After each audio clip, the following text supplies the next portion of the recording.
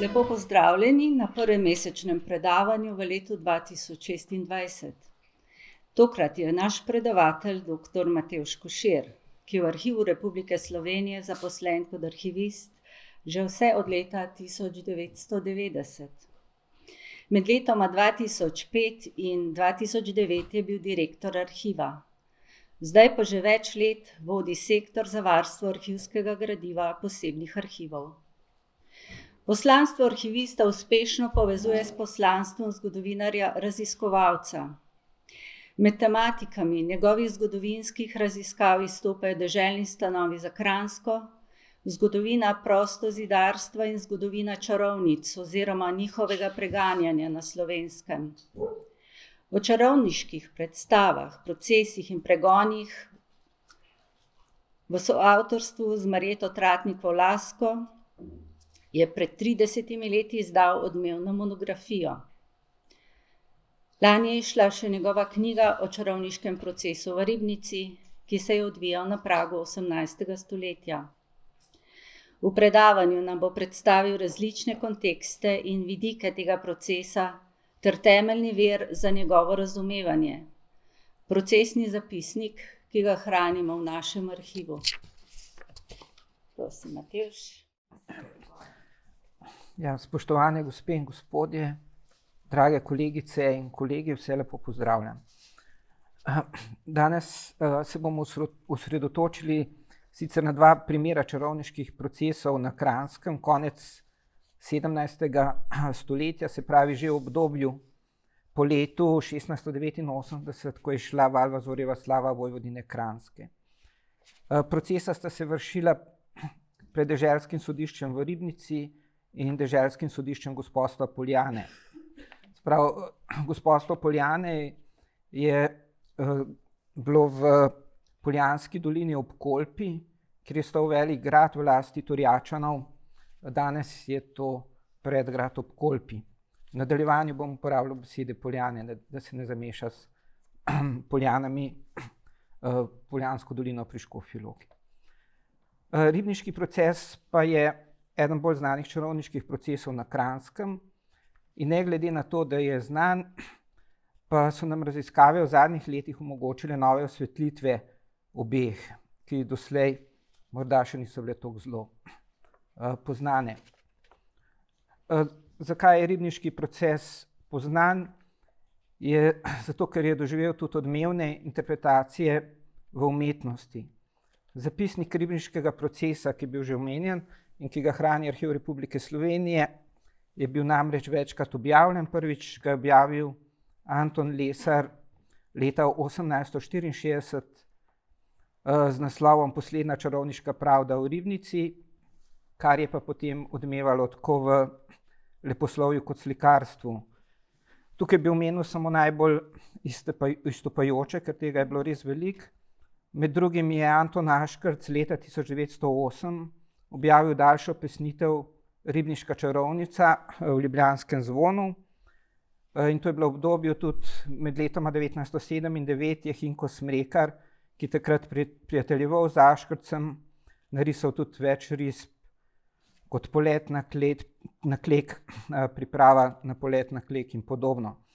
Največ pa je k prepoznavnosti procesa prispevala povest Frana Jakliča Zadnja na Grmadi, ki je kot podlistek revija Mladika izhajala leta 1924, knjiga pa je šla leta 1925. Da bomo vendarle vedeli, o čem govorimo, ne vem, kakšni vrsti čarovniških procesov, pa je treba vseeno pogledati nekoliko v zgodovino. Namreč oba procesa, tako v Ribnici in Poljanah, sta tipična novoveška čarovniška procesa, ki sta zajemala iz pojmovne zgodovine, se pravi zgodovine procesov, in sicer, kjer je treba razumeti čarovniške obtožbe, ki so na eni strani univerzalne in na drugi strani zelo specifično novoveško razumevanje čarovništva. Medtem ko je bilo univerzalno razumevanje, ki ga poznamo po različnih kulturah, namreč da določene osebe lahko škodujejo drugim z nadnaravnimi sredstvi. Te so stare več tisočletij, tudi uroki za zaščito pred čarovnijo sodijo med najstarejša ohranjena besedila. In še posebej je pa to igralo tudi ta vera v čarovništvo pomen pri razlagi nesreč. In sicer gre v temelju za prepričanje o spopadanju z zlom in z interpretacijo vzroka nesreče, se pravi trpljenja, bolezni, smrti in podobno, in vprašanjem upravičenosti do maščevanja. In ta predstava presega meje različnih kultur. Tudi usmrčevanje čarovnic je bilo tako časovno kot prostorsko univerzalno in dejansko zadeva vse človeštvo. Srečamo ga vse povsod, pravzaprav ga srečamo še vedno v sodobnem svetu. Se pravi, vsako leto se zgodijo točno taki procesi, pa ne samo v tretjem svetu, tako imenovanem.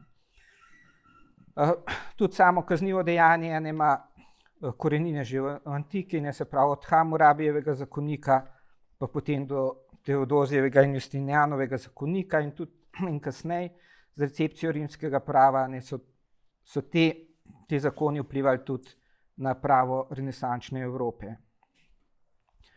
Če gre pri tem pojmovanju magije za zelo univerzalne predstave, pa je evropska posebnost pri veri v čarovništvo interpretacija krščanskih teologov, da gre pri magiji za aktivnost, ki pričakuje najprej nemogoč učinek, in sicer takega, ki bi bil mogoč le s pomočjo hudiča. In konec srednjega veka se je oblikoval ta novi delikt, se pravi, srečamo ga recimo v koncilu v Baslu, ko je papež Evgen IV. V Buli vse inkvizitorje opozoril na novo sekto čarovniških častilcev hudiča. Prepričanju, da je magijo mogoče uporabljati za povzročanje škode, so novoveške avtoritete dale posebno usmeritev, po kateri je bilo škodljivo magijo mogoče izvajati le s pomočjo hudiča. Pa še ne to bistvena sprememba je pa ta, v bistvu ideja, ki je bistvena, namreč, da lahko vsaka oseba izvaja magijo, če se poveže s hudičem. Se pravi, kdorkoli. V tem obdobju se je uveljavilo še razumevanje čarovništva kot kolektivnega koncepta, in sicer ljudje, ki so izumili čarovništva, niso bili več razumljeni kot posamezniki, ampak kot skupina, kot čarovniška sekta. In to prepričanje so prevzele tako, se pravi takratne, ne samo teološke, tudi pravne in druge elite. In to vrstno, se pravi razumevanje in metodologijo teh procesov, ki so temeljili na vzdušju dokaj abstraktnega strahu in iskanja osumljivcev, je tudi poznamo skozi zgodovino, lahko bi ga najdeli pač pod drugačnimi imeni, pa ne bi šlo to za Jude, razredne sovražnike in tako naprej, to vrstni koncept. Če pogledamo še v zgodovino, velik vpliv na razumevanje čarovništva in širjenje procesov, posebno v srednji Evropi, je imelo delo Kladivo čarovnic, Malleus Maleficarum, ki je pač zelo razvpito. Doživelo je veliko število ponadtisov samo med letoma 1486, ko je prvič izšlo na nemškem, in letom 1523 je doživelo 12 izdaj. Knjiga je sicer nastala kot odziv na spor o domnevnem obstoju čarovniške sekte, ker avtor Heinrich Kramer oziroma Institoris, ki je bil zadnji inkvizitor na Nemškem, ker je imel težave na Tirolskem, kjer je hotel voditi procese, pa so se mu lokalne oblasti uprle in je hotel s tem delom dokazati, da dejansko obstaja čarovniška sekta, ki ogroža tako rekoč krščansko zahodno civilizacijo, če poenostavim. Maleusu je sledila poplava knjižnih del in izdaj, ki so obravnavale čarovništvo. Ne glede na to, da je naletel tudi na nasprotovanje, pa so imele vse te razprave za posledico predvsem veliko popularizacijo čarovniške teme, tudi med evropskimi umetniki, recimo grafiki, tukaj ima Albrecht Dürer, Hans Baldung in drugi.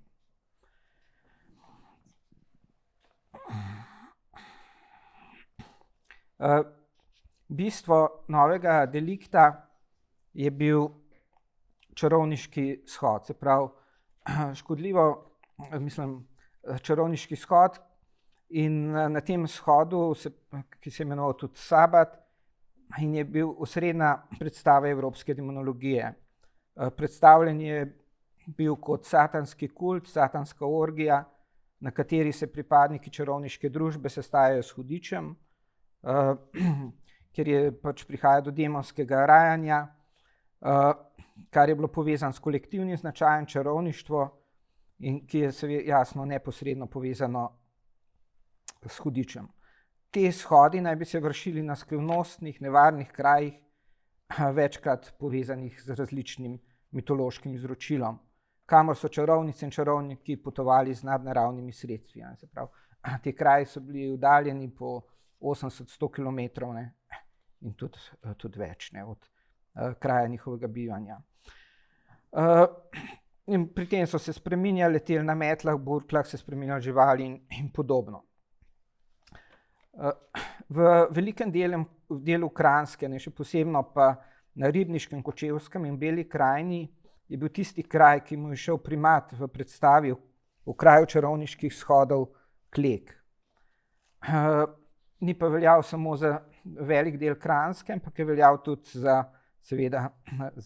priljubljeno čarovniško shajališče za hrvaške čarovnice v narekovajih, seveda. Markantna, več kot 1000 metrov visoka strma gora se nahaja na severu Gorskega Kotarja, na robu Velike Kapele, zahodno od Ogulina. Na Kleku je več globokih jam, kar je zanimivo, ne, da so tudi številne Sojene v izjavah, tako na Ribniškem procesu kot Poljanskem,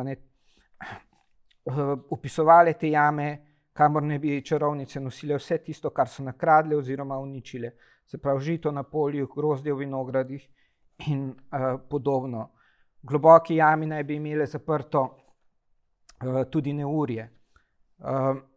Potem v zvezi s Klekom so povezane tako številne legende in miti, tudi Valvazor opisuje, da naj bi ob nevihtnih nočeh čarovnice na metlah s peklenskimi kriki z vseh strani priletele na Klek, da bi tam kovale svoja maščevanja.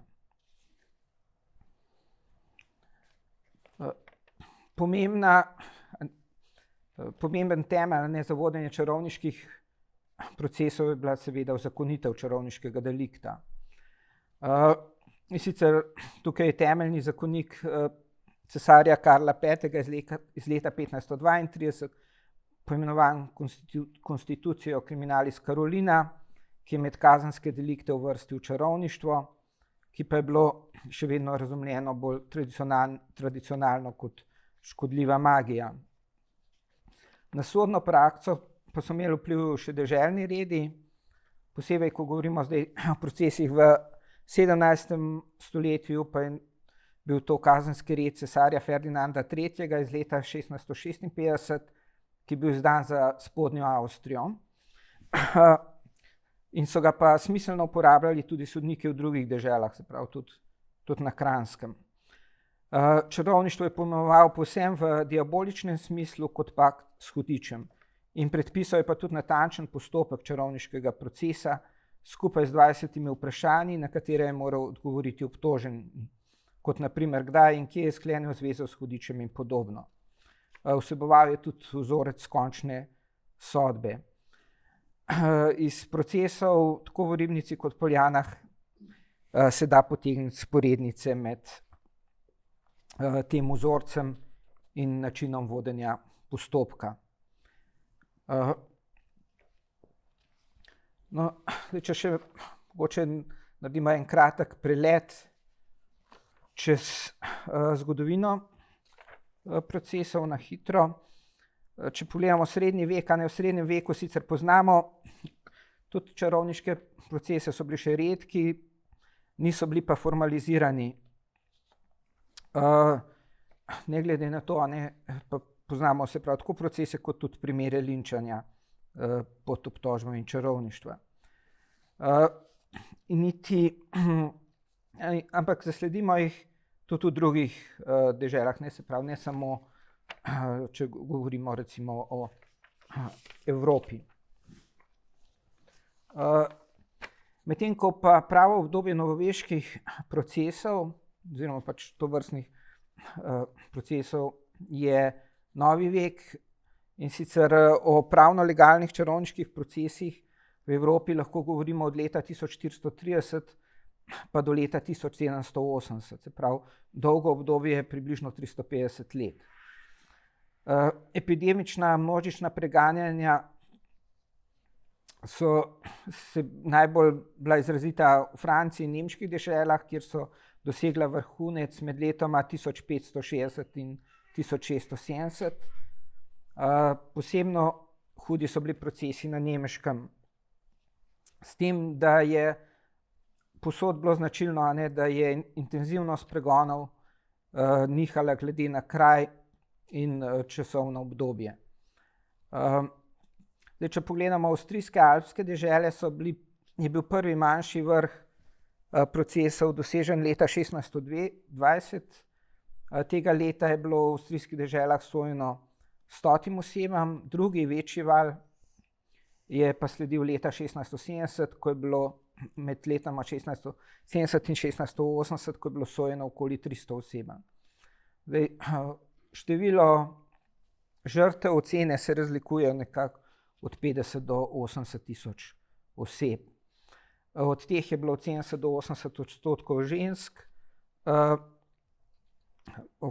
ostalo so bili moški, s tem, da so bile precejšnje regionalne razlike. No, če se vrnemo na slovenska tla, pri nas prvič tovrstni proces je bil prvi v Mariboru leta 1546, tukaj pač ne bomo omenjali starejših, kot na primer proti Veroniki Deseniški, ki ni imel še teh značilnosti. In ti procesi so dosegli vrhunec v drugi polovici 17. stoletja. Skupno je bilo obtoženo dokumentirano 500 oseb, zaradi slabo ohranjenih virov, posebno graščinskih, pa lahko sklepamo, da je bilo sojenih in usmrčenih še več. Tudi druga polovica 17. stoletja, ki je bila višek, se pravi procesov v naših deželah, so bili ti najprej posebej izraziti na Štajerskem, in sicer na območju med Muro in Dravo, posebno od leta 1660 naprej, se pravi v 60. in 70. letih 17. stoletja, na Kranjskem pa šele 2 desetletji kasneje, v 90. letih 17. stoletja. Tukaj lahko vidite diagrama, kako je bilo izrazito eno desetletje izrazito hudi pregoni na Kranjskem. In sicer nekako lahko obdobje čarovniških procesov na Kranjskem lahko zgostimo, se pravi dobro desetletje ali pa 2 desetletji med leti 1689 in letom 1709, ko je bila sojena velika večina osumljenih čarovništva, približno 74%, medtem ko je bilo ostalih 26% razporejenih v 200-letnem obdobju. Na Kranjskem lahko identificiramo nekaj večjih procesov, tako v Ljubljani, med letoma 1691 in 94, potem proces v Poljanah od leta 1692 do 99, konec stoletja v Krškem in tudi nekoliko prej pa še v Ribnici.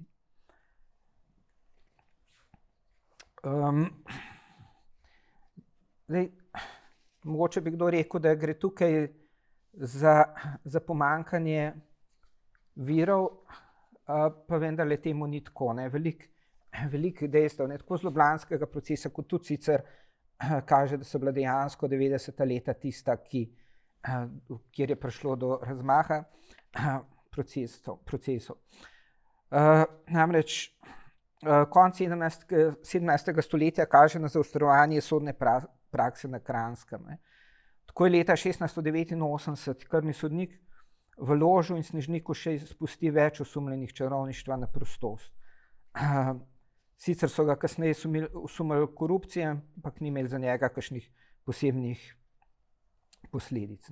In lep primer tega je tudi deželsko sodišče Poljane.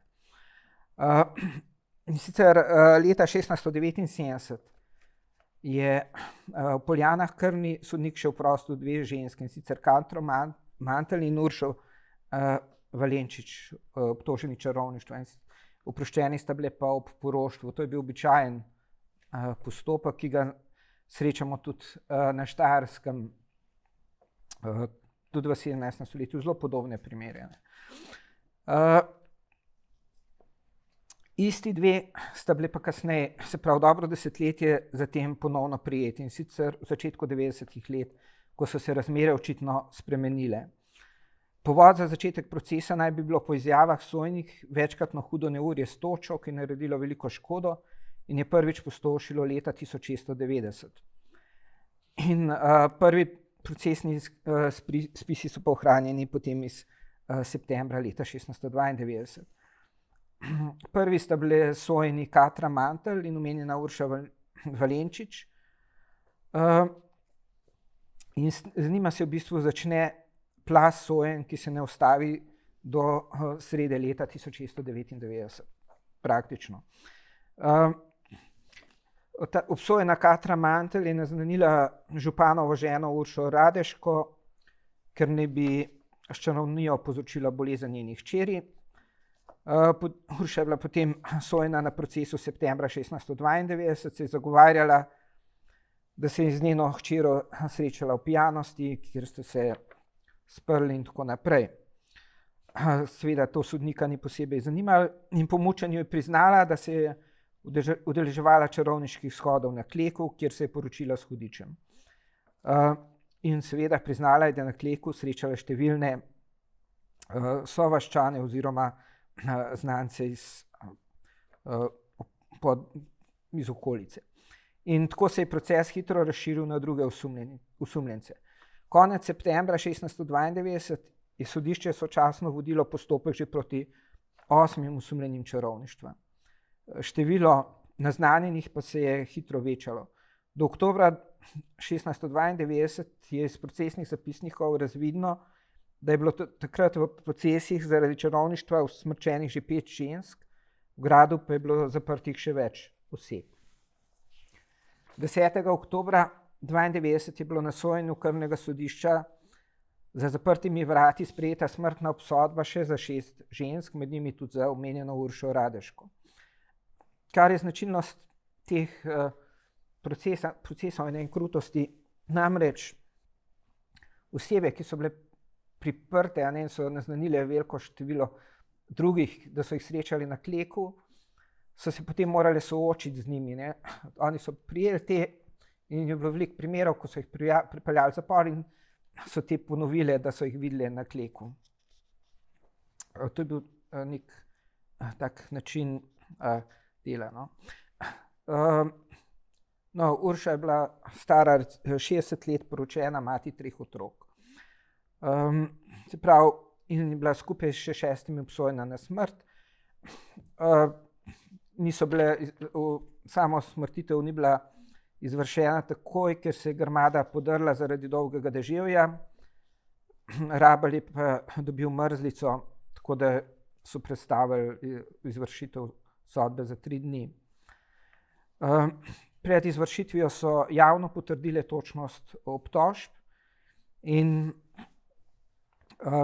med njimi so tudi izjavili, da so krive za nevihto, ki je preteklo leto na Nemški gori pobila vse do tal, da so delali škodo na poljih, njivah in vinogradih, ne le z nevihtami, ampak tudi s snegom in zmrzaljo. Da so naredile krvav sneg, ki so ga raztrosile po vsej deželi in podobno. Množični procesi so se nadaljevali pomladi leta 1693 in v letu 1694. Samo ena od osumljenih je naznanila 18 oseb.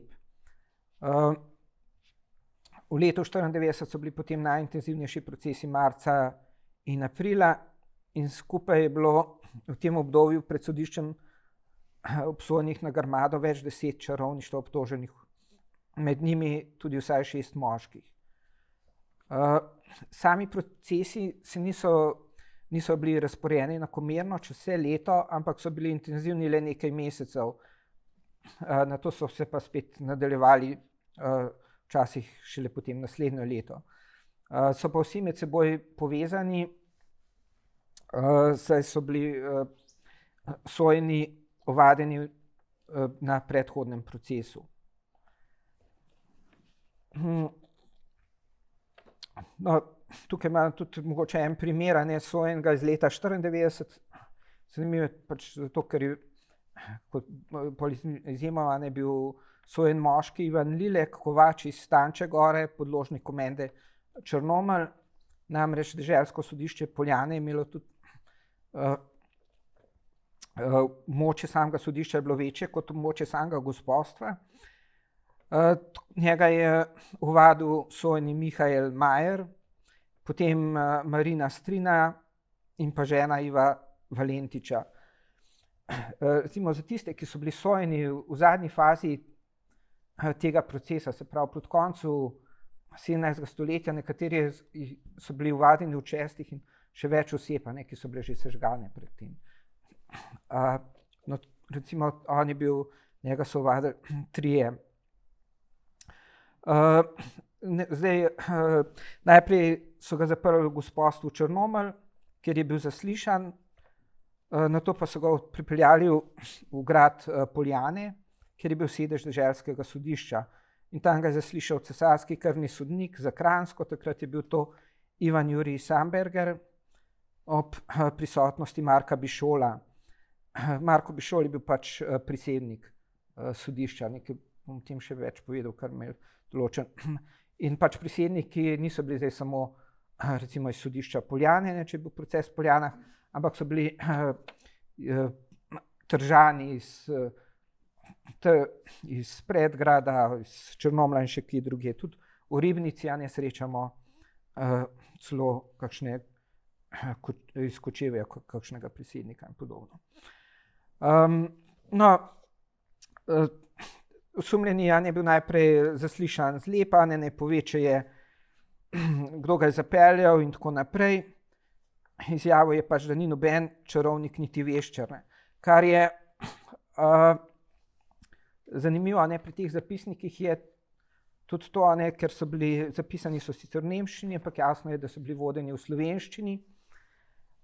In tako da srečamo v njih tudi kar precej slovenskih izrazov. Tukaj pa on izjavlja, da pač ni veščar, kar niti ni Cavberer, niti veščar. Se pravi, veščar oziroma vešča se večkrat pojavlja v teh sodnih zapisnikih, tudi zanika, da bi bil on kakorkoli zapleten oziroma pleten v čarovništvo. No, in potem so mu predstavili, kot so zapisali zapisnik, živo pričo, ki mu bo obraz dokazala in pričala, da je on čarovnik in da bo priznal, da je kriv. No, in potem so ga soočili z Mihaelom Majerjem, ki je bil še zvezan na močilih, se pravi na neke vrste čarovniškem stolu, da je ponovil svojo izjavo, ki je bremenila Lileka, da se je sodeleževal čarovniškega shoda na Kleku. Lilek je še vedno zanikal, zato so Mihaela Majerja odvezali in so privezali na stol Lileka, ki je po nekaj urah prosil pisarja, da pride in da je podal izjavo. da je res čarovnik, da ga je v čarovništvo zapeljal tukaj prisotni Mihael Majer pred 20 leti, ko je šel pijan domov od proščenja, ga namazal s hudičevim mazilom, potem sta takoj skupaj odletela na Klek, kjer sta jedla bel kruh, goveje in drugo meso, ribe, pogače, tudi po slovensko pisano štrukle, isto po slovensko, in različne druge dobre jedi. Enkrat sta pila dobro, drugič pa kislo vino. Pojedači in pijači so plesali, on je plesal z ljubico Magdalenko, ki je bila hudičevka. Po plesu se je svojo ljubico telesno združil in z njo je imel potem vedno opravka, kadar je še letel na Klek. Na Kleku so potem delali nevihte iz kvatrnega pepela, z neuri so skupaj s čarovniško druščino potolkli vse pridelke na Tanči gori, v Dobličah, na Stražnjem vrhu, v Tribučah in okrog ležečih vaseh. Za konec pa je seveda moral naznaniti tudi druge osebe in tako je naznanil 8 oseb iz Tanče gore in še več oseb iz Črnomlja. No, procesi so se, kar je značilno tako na Štajerskem, tukaj se potem širijo na sosednja sodišča. Decembra 1994 pride do procesov na Gospodstvu Pobrežje ob Kolpi, potem tudi do prvih procesov v Krškem. No, do leta 1994 je sodil procese v Poljanah Samberger, že omenjeni, po letu 1995 pa mu sledi kot krvni sodnik Janez Jurij Hočevar.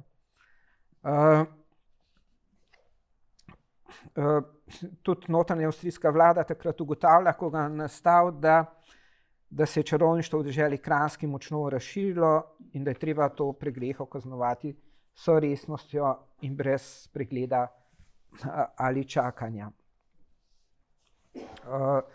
Se pravi, leto 1995 to je leto, ko se procesi v Ljubljani že ponehujejo, medtem ko v Poljanah so pa bistveno bolj vztrajni.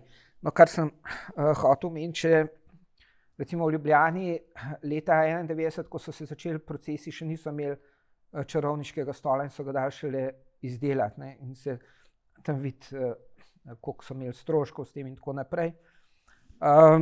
Kar tudi pomeni, da se pravi, da so ta 90. leta na Kranjskem bila največja nevarnost, da je bil nekdo sojen zaradi obtožbe čarovništva. No, Hočevar je pa sploh znan po tem, da je zelo kruto vodil procese. In sicer on poroča, zdaj z leta 1995-1996 nimamo ohranjenih nobenih sodnih zapisnikov, so pa ohranjeni v Gradcu poročila, ki jih je on pisal notranji avstrijski vladi. No, in tako med drugim piše o primeru 12-letnega dečka, ki so ga na poljanskem sodišču obsodili na smrt, so mu 3-krat odprli žile, pa kljub temu ni skrvavel, zdaj prosil za nasvet. Potem piše o tem, da je sežgal babico skupaj z vnukom, ki sta skupaj letala na Klek in podobno. Se pravi, imamo primer 3 generacij, tako tle v Poljanah, kot tudi kasneje v Ribnici. Vsaj en primer. In ugotovimo pa lahko iz teh poročil, da so procesi potekali v valovih. In običajno je en tak sodni sklop trajal od 1 do 3 tednov, ko je nekdo od začetka sojenja pa do sprejetja obsodbe. Kar je bilo pa povezano predvsem z organizacijo sodstva, bolj kot s kakšnimi drugimi vzroki, ker to so bila deželska sodišča, ki so bila neprivilegirane, in je sodil pač krvni sodnik iz Ljubljane, ki pa seveda bil zaposlen še kje drugje.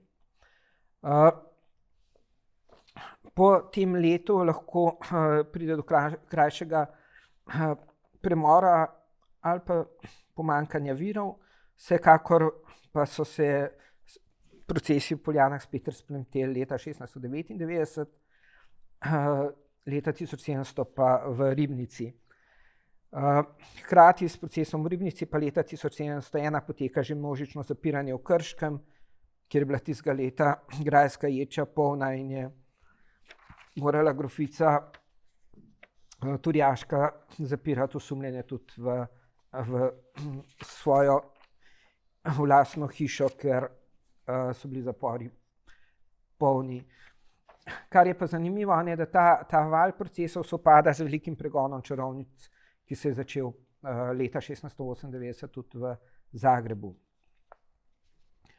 No, jasno, da osumljenih ni bilo treba posebej iskati, tako so leta 1699 je krvni sodnik Hočevar sodil Nežici Klobučar, Marini Malci in Katarini Šterk, s tem, da sta bila Neža in Marina ovadeni, da sta udeleženi v čarovništvu že leta 1692, se pravi 7 let pred tem. To pa ni izjema.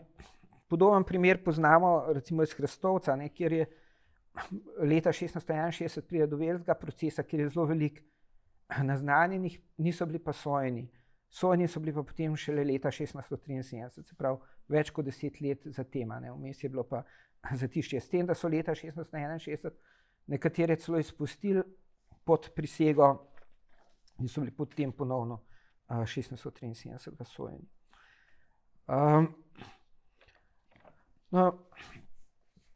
Zdaj,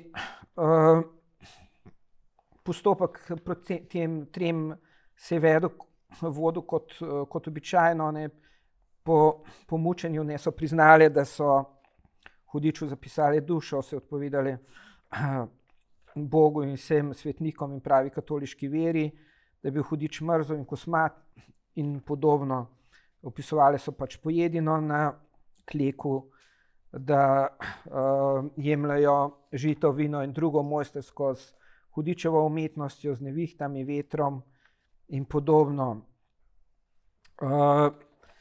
Da potem jemljajo med drugim vino iz sodov v kleteh, ker potem usode na to urinirajo, da se vino pokvari, obenem pa so sodi, ki so napolnjeni do vrha, s tem ljudje ne opazijo kraje. Živino požrejo na paši.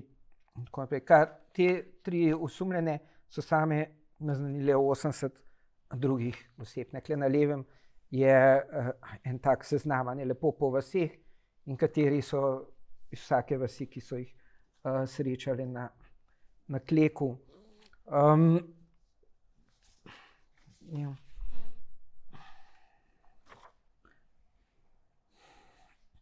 No, to je pa tudi že, kar je pa zanimivo, to sem hotel še imeti pri tem. Ena od teh 3 osumljenih je vsa ta priznanja dala brez mučenja. Kompletno to. Je bila pa zaradi čarovništva sežgana že njena mama, pa tudi njena svakinja, kar kaže, da je pravzaprav šlo za en dosti hud pogrom, verjetno, kjer so bili že to čarovništvo bilo toliko prisotno, očitno, da so nekateri bili praktično, niso imeli več volje za upiranje in so priznali vse, kar je sodišče od njih hotelo. Recimo, to bi bila možna taka interpretacija. No, vsekako je zanimivo, pač, da ena od 3 prizna vse brez kakršnega koli mučenja. No, zdaj pa, če se gremo na sodišče Ribnica, se pravi leto zatem, ko govorimo o tem procesu v Poljanah, kjer nimamo sicer z dokumentov izpričane povezave, ampak je zelo velika verjetnost, da sta procesa povezana, ker iz poljanskih zapisnikov je vidno, da so romali k Novi Štifti in tako naprej. In da samo dogajanje ni bilo neznano, tudi v Ribnici. No, leta 1700 sta bila v Ribnici zaradi čarovništva sojeni Marina Košir in Jera Šober, s tem, da je Hočevar Jero Šober tako močno mučil, da je umrla v zaporu, s tem, da je potem zapisnik zapisal, da so jo verjetno ubile sodelavke, da bi kaj prikrile, kar pomeni, da je bilo zaprtih tudi še več drugih. Obsojenih v letu 1700 lahko potem identificiramo še Marjeto Gnjidica. V začetku leta 1701 pa sta bila pred ribniškim deželskim sodiščem sojeni na grmado sežgani še Ana oziroma Anka Zbašnik in pa Neža Rus, obe iz Dolenje vasi. Zdaj, kar je zanimivo, je, da so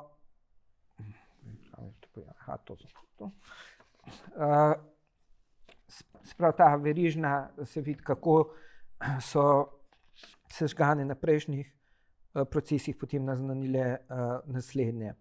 Tako je Neža Rus kot sodelavki v čarovniški družbi naznanila leta 1701 sojeni Marino Češarek in Lucijo Kersnič. Lucija Kersnič je potem tudi naznanila Marino Češarek, poleg ostalih, medtem ko je Češarkova naznanila Anko Končar.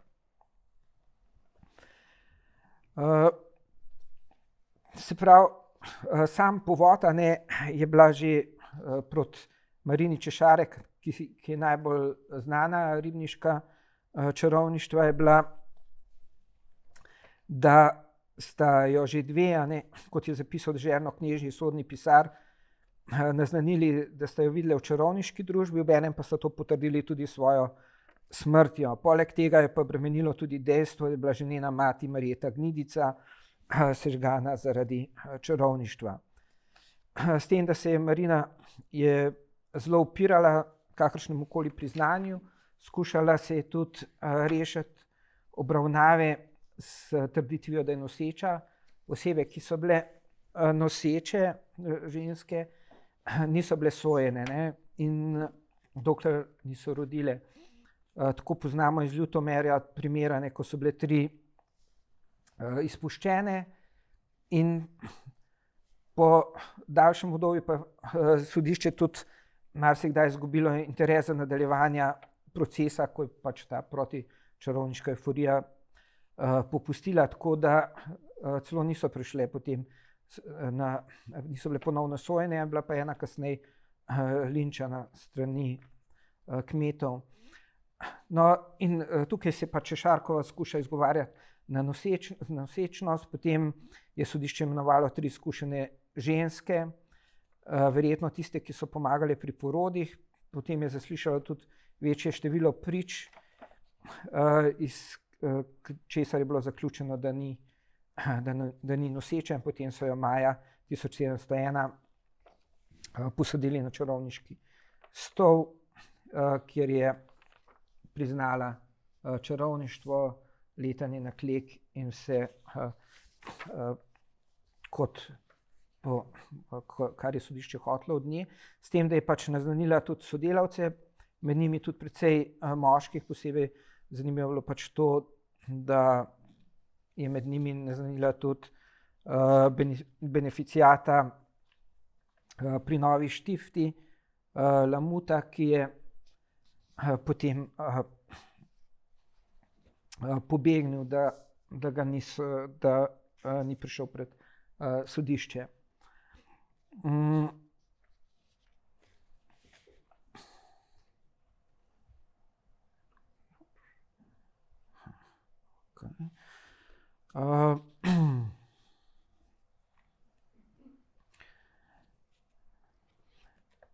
No, 11. maja 1701 je bila razglašena tudi sodba, in sicer takrat je bila Marina Češarek ponovno poklicana pred sodnika, kjer je brez mučenja potrdila vsa priznanja, ki jih je podala že pred tem. So ji tudi naznanili, da bo usmrčena, dodeljen je bil duhovnik. In v prisotnosti, se pravi, prisednikov, se pravi tako svetnika Janeza Gašperja, oskrbnika gospodstva Breg pri Ribnici, ki je tudi spadalo pod deželsko sodišče Ribnica, potem drugih priselnikov. In tukaj pač vidimo tudi dve sodbi, ena iz sodišča Poljane, druga iz Ribnice, se vidi, da sta bila delani čisto po istem vzorcu, kjer lahko neke osnove vidimo pa v tem Ferdinandovem kazenskem redu. In usmrtitev se je pač glasila z mečem in sežig na grmadi. Ribnica pač ni imela svojega rablja, ampak je tja prišel z deželno knježinkom in sodnikom, in sicer to je upravil rabelj, ki je bil takrat nastavljen pri kranjskem deželnem vicedomu, in sicer to je bil Hans Christoph Hofstetter, ki pa upravljal takrat tudi naloge rablja v Ljubljani, klicali so ga pa na sodne postopke tudi drugam. O tem, kdo je bil pristojen rabelj in tako naprej, recimo preberemo v Urbarju gospodstva Ribnice iz leta 1573, kjer se pač navaja, kako se izvaja sodstvo na ribniškem deželskem sodišču. Tudi je zapisano glede kazni in tako naprej, in med drugim, da morajo vaščani vasi Breže skrbeti za vislice oziroma gavge.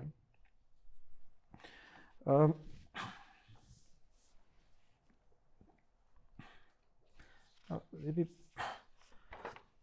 pogledali še nekaj o samih žrtvah. Splošna raziskava žrtvah procesov kaže, da so bile to običajne vaščanke in vaščani oziroma tržanke, ki so bile močno vpete v vaško oziroma trško okolje. Večina je bila poročenih, so imeli otroke, nekatere tudi vnuke. Stereotipna predstava je bila, da so bile to ženske, in sicer večinoma starejše. Kjer se da tukaj rekonstruirati podatke o obsojenih, se ta stereotip večinoma potrjuje, ob tem, da je bilo obsojenih nekaj tudi mlajših in seveda tudi nekaj moških, kar pomeni, da so si sodobniki kot čarovnika lahko predstavljali kogarkoli, ne glede na spol ali starost. Zdaj, če pogledamo generalno podatke za slovenske dežele, je bilo od obsojenih 68,8% žensk, 12,5% moških, za preostale pa v procesnih spisih ni naveden podatek, samo število. Zdaj, če pogledamo proces v Poljanah, je zahteval 56 poimensko navedenih žrtev. Med njimi je bilo 50 žensk pa 6 moških. Večinoma so bile poročene, najmlajša je bila stara 28 let, večinoma pa so bile starejše. Iz različnih krajev iz ozemlja deželskega sodišča. Večina je bila kmečkih podložnic, za nekatere pa lahko domnevamo, da so bile tržanke, oziroma da se je družina preživljala z upravljanjem drugih poklicev, kot na primer že omenjeni kovač. Samo za eno osebo v teh 56 vemo, da je bila beračica, za eno vemo, da je bila županova žena. Za ribniški proces je podobno. Povprečna starost je bila okoli 43 let, poročene, večinoma matere. Podložnice, 2 sta bile tržanki. Če jih primerjamo s podatki iz urbarjev in matičnih knjig, lahko ugotovimo, da so bile zelo običajne osebe in sicer močno vpete v lokalno skupnost. Zdaj, najbolj znana žrtev ribniškega procesa je bila Marina Češarek, rojena Gnidica. Ona je bila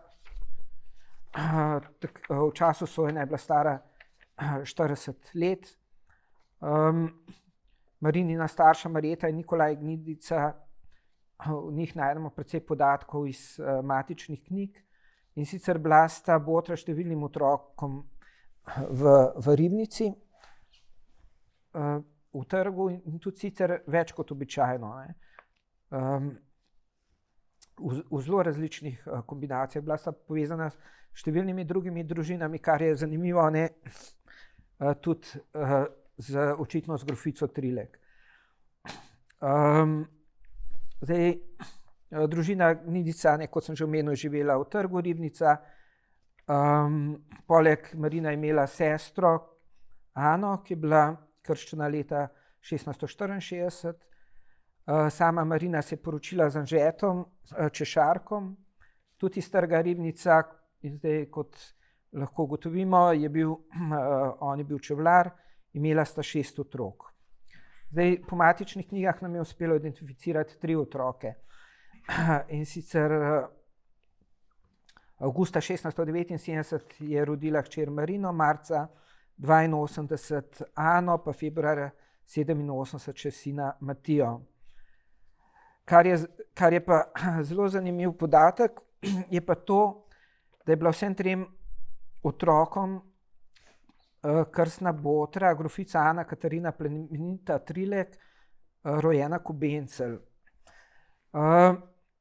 Kar kaže, da je obstajala med njimi neka posebna vez. Zdaj, kdo je bila Ana Katarina Marija, grofica Trilek? Ona je bila mati ribniškega zemljiškega gospoda Jurija Andreja, mlajšega Trileka. Niso tovrstna botrstva, niso pogosta, niso bila pa povsem izjemna. Bila grofica Trilek je bila botra tudi nekaterim drugim otrokom, ribniškim tržanom.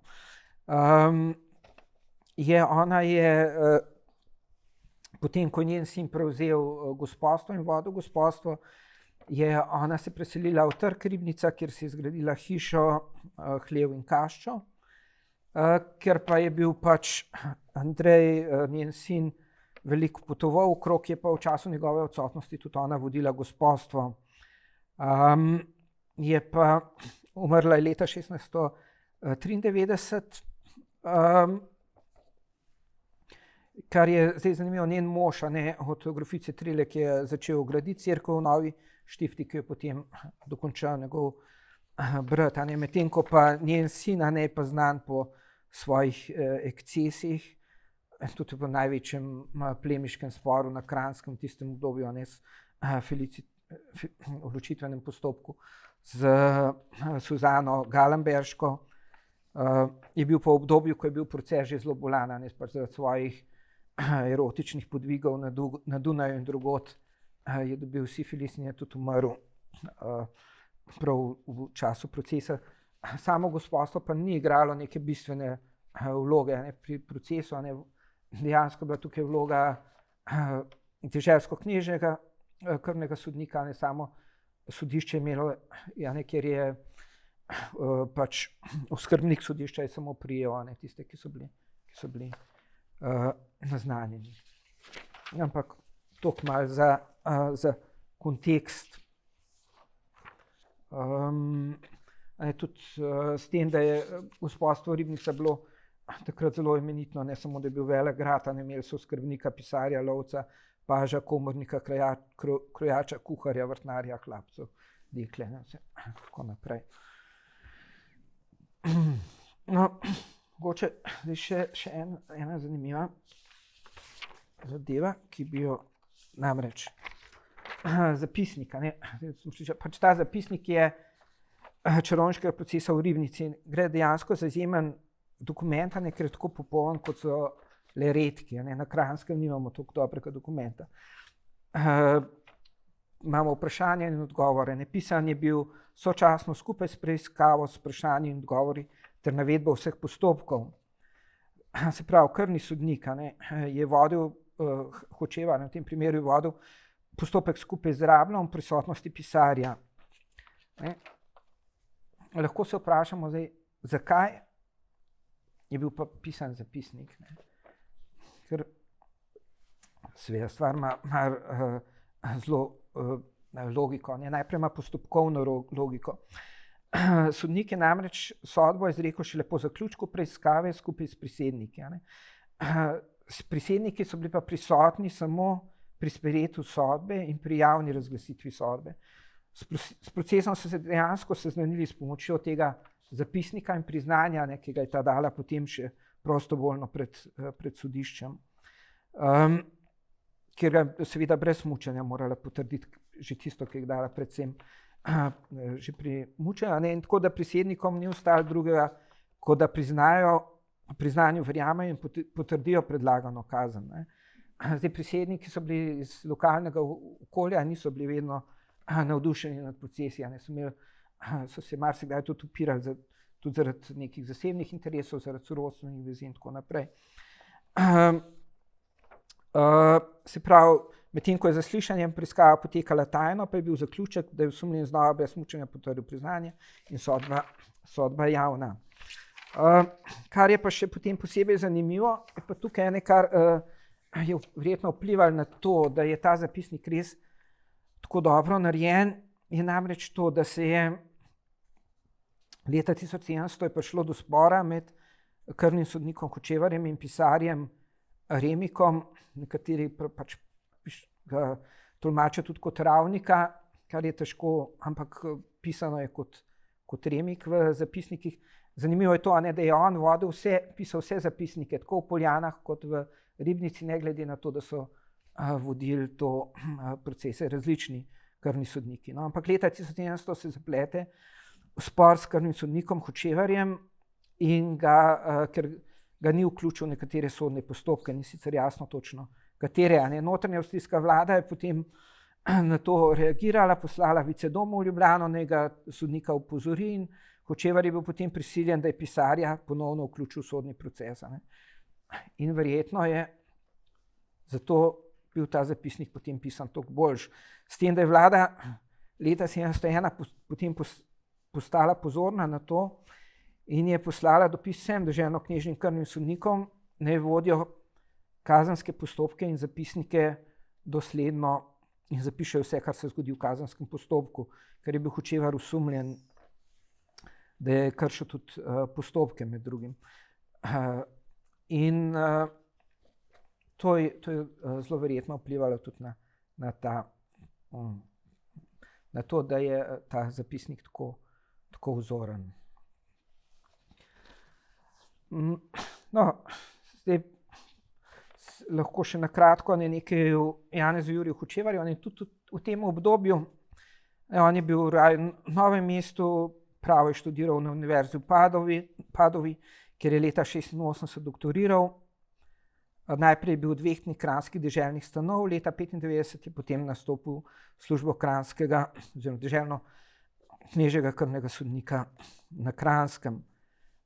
Očitno takrat še ni imel veliko izkušenj s kazenskimi zadevami, je bil pa to čas, ko so bili čarovniški procesi na Kranjskem dejansko že množični. Se pravi, v Ljubljani različni sodniki ravno tako kruto sodijo v čarovniških procesih, ker tudi veliko jih umre na Tranči zaradi mučenja in podobno. Tako da in leta 1995 potem nadaljuje proces v Poljanah in kasneje v Ribnici.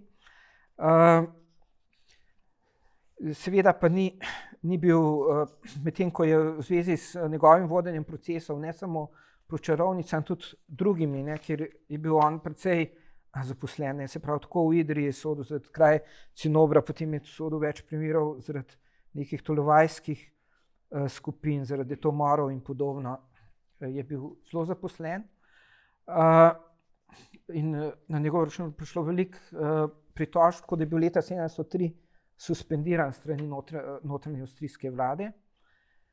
Na Kranjskem je bil pa poznan dosti bolj po drugih svojih dosežkih in tudi najdete ga v Enciklopediji Slovenije, in sicer že leta 1993, se pravi v času razmaha procesov, je bila v Ljubljani ustanovljena Akademija operozov in leta 1695 se je pridružil tej akademiji, kjer si je nadel akademsko ime Candidus čisti, ki je na levo na temu se pač vidi njegov vpis v to akademijo. Zaslovejo pa sicer tudi po glasbi, ki je pisal za ljubljansko jezuitsko gledališče, tako se je udeležil tako prvega občnega zbora Akademije operozov, tudi bil je med ustanovnimi člani Akademije filharmonikov, poleg glasbe se je ukvarjal tudi z vezoslovjem, ne bi bil drug predsednik Filharmoničnega društva. Sicer je bil poročen z hčerjo ljubljanskega mestnega svetovalca, imel 4 sinove, 7 hčera, umrl je leta 1714 v starosti 57 let. Potem še za kontekst tega obdobja na Kranjskem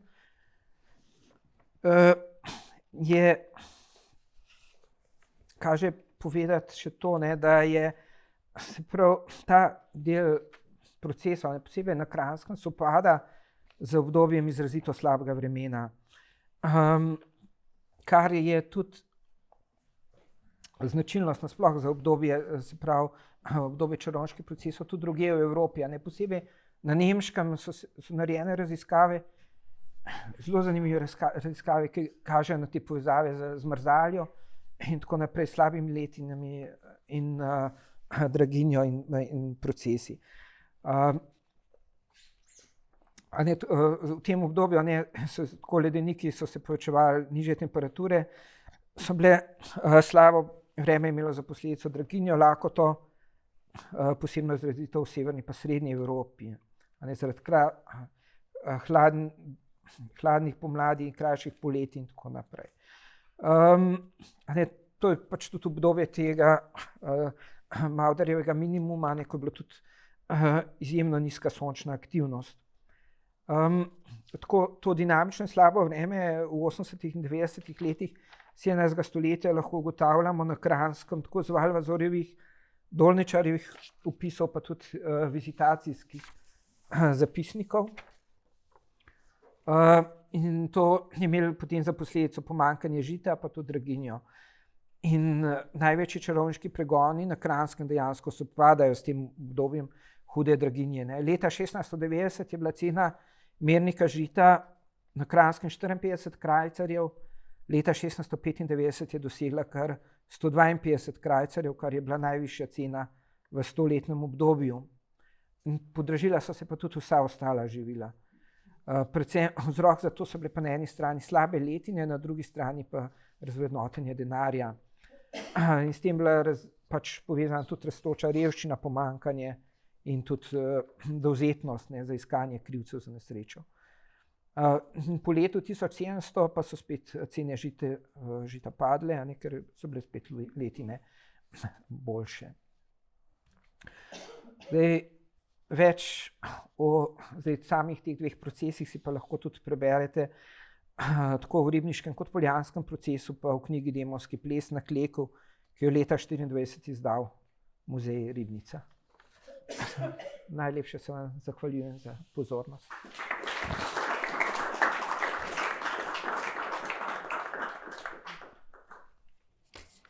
Hvala predavatelju za zelo nazorno in izčrpno predavanje, kar malo grozljivo. Zdaj je priložnost za vaše vprašanja, za vaše komentarje.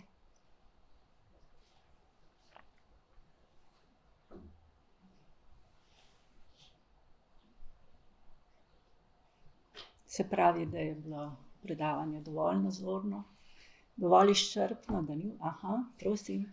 Lepo zdrav, sem Irena Blažič in poučujem mladinsko književnost na Pedagoški fakulteti Univerze v Ljubljani, domače povedano pravljice. Tako da pravzaprav v pravljicah se pogosto srečujemo s stereotipom čarovnice, ki se pravzaprav generira po nepotrebno. Zanima me pravzaprav, tudi sama sem brala Valvazorje in še danes sem ga celo ponovno prebrala.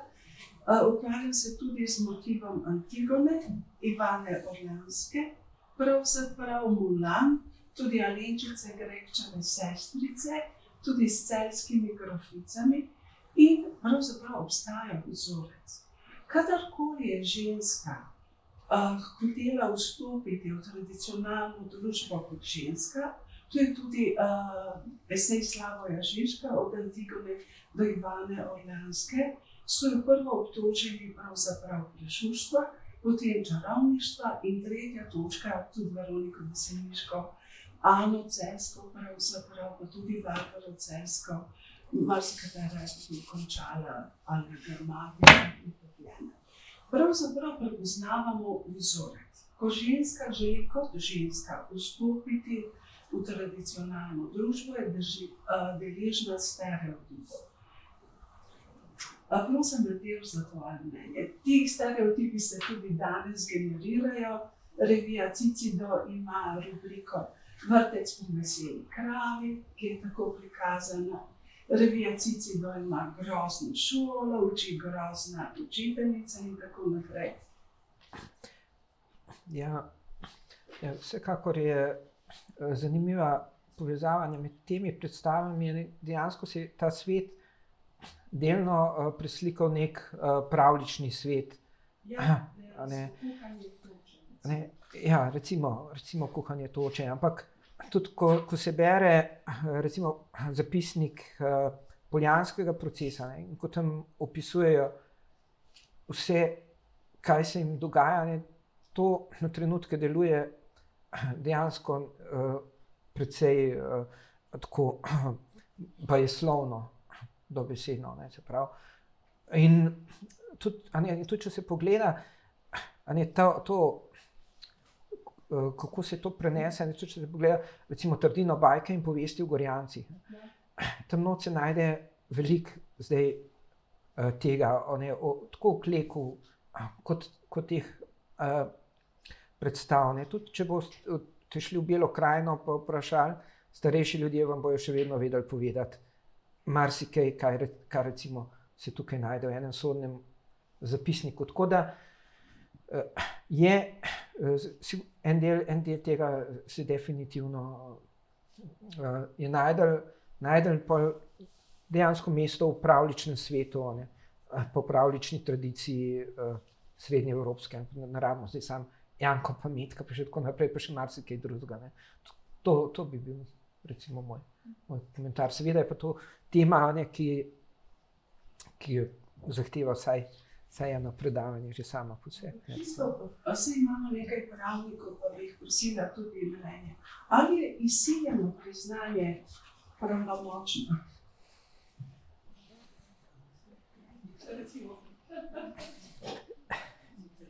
Ja. Nisem dobro slišal vprašanja, tako da... Ja, če je izsiljeno priznanje pravnomočno, ne. Zdaj pač novoveška, ta doktrina je bila priznanje je kralj dokazal. Kar je bilo za razliko, ne, od srednjeveškega prava, kjer je bila pač božja sodba, recimo ordal sveče pa tako naprej, ki je bilo tudi po svoje, ne, dost nerazumno, ne.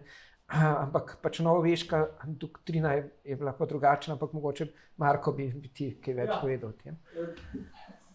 Marko Kambič je moje ime, jaz predavam nemško pravo na pravni fakulteti in izbiram predmet zgodovina kazenskega prava. To je temeljno vprašanje pri odkrivanju resnice. Namreč postopek naj bi privedel do ugotovitve materialne resnice in na podlagi te materialne resnice naj bi se izdala sodba.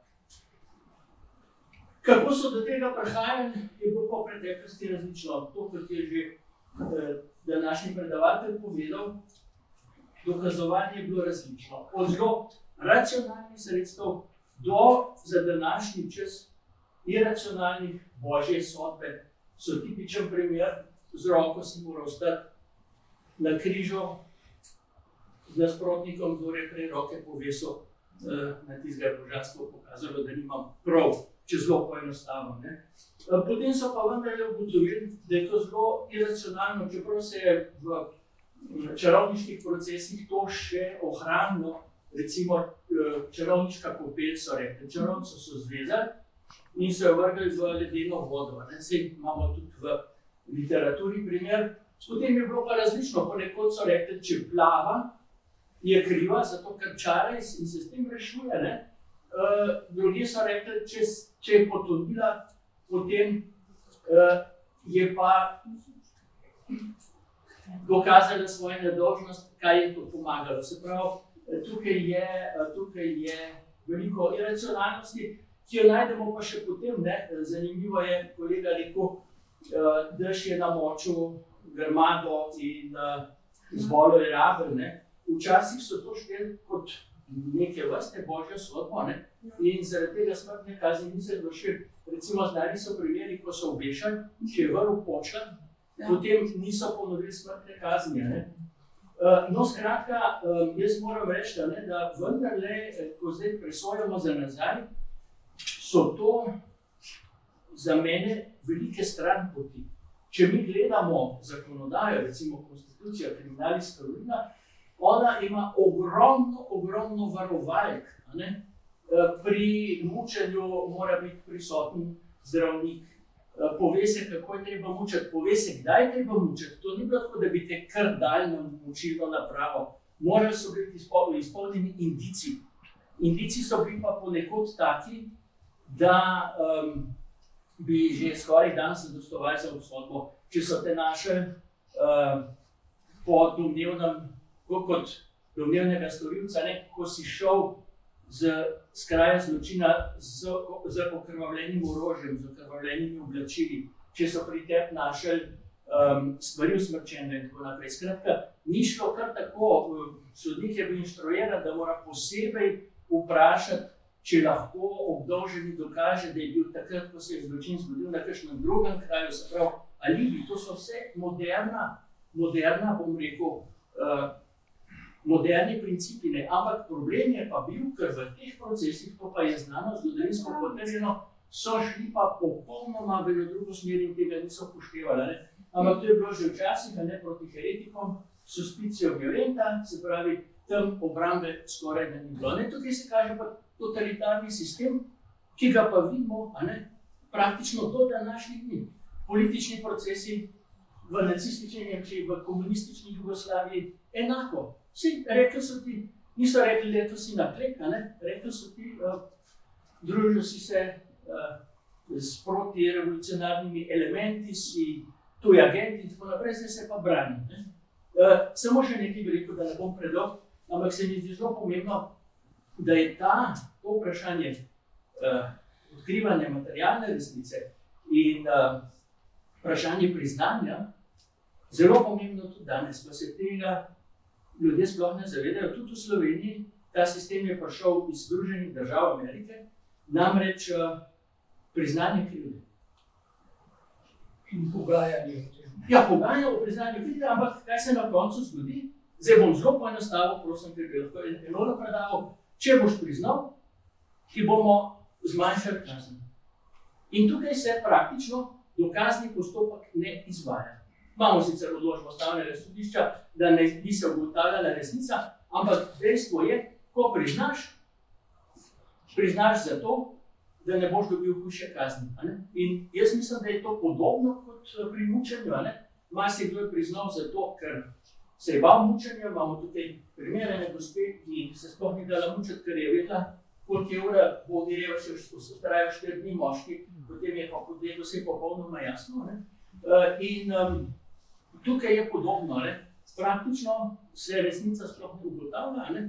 Ko ti priznaš, se šteje to kot resnično in potem boš zato manj kaznovan. In marsikdo, po moje, lahko prizna tudi zato, ker se boji, da bo dobil drugače težjo kazen. V Ameriki je to že dolgo časa utečeno, k nam je pa to plus kimal z Amerike in zdaj, kot jaz vidim, tudi tisti, ki so zelo podpirali to, zdaj postajajo skeptični. So pa advokati zelo zadovoljni, so tožilci zelo zadovoljni, so sodniki zelo zadovoljni, Vsak je neko svojo korist potegnil, postopki so hitrejši, bolj ekonomični, ampak za moje pojme se tukaj pravičnost prodaja za ekonomičnost in se lahko vprašamo, koliko smo dejansko boljši v narekovajih od ljudi v srednjem veku. Ampak še enkrat bi pa rekel, to, kar je tukaj pokazano, je pravzaprav ena huda stran, potem ne moramo soditi celotnega pravosodja takratne dobe. Še kakšno vprašanje? Če ni več vprašanj, potem se vam zahvaljujem za obisk in vas vabim, da se udeležite našega drugega mesečnega predavanja, vsej v takem številu, ki bo 26. februarja, predaval pa bo Ivan Smiljanić o stečajnih postopkih pred deželnim sodiščem v Ljubljani v prvi polovici 20. stoletja. Hvala za obisk in nasvidenje.